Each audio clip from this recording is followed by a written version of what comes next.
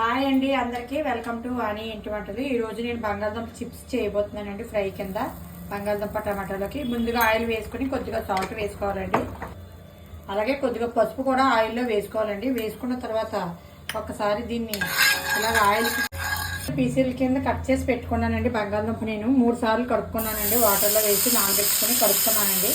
ఒక అరగంట తర్వాత వేసుకుంటున్నానండి నేను.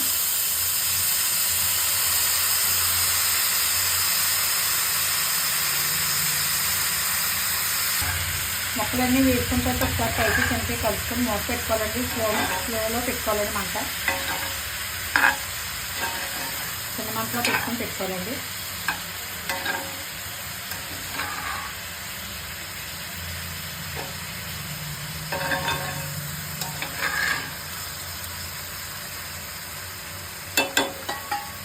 మూత పెట్టుకుంటున్నానండి.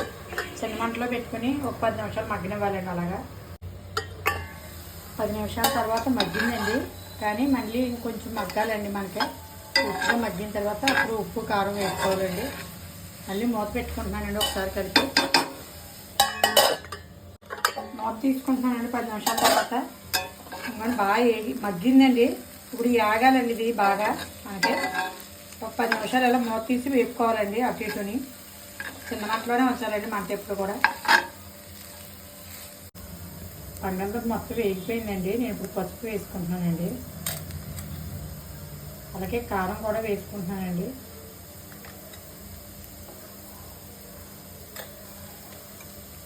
అలాగే సాల్ట్ కూడా వేసుకుంటున్నానండి. ఒక 5 నిమిషాలు బాగా పచ్చివాసన పోయే వరకు కలుపుకోవాలండి.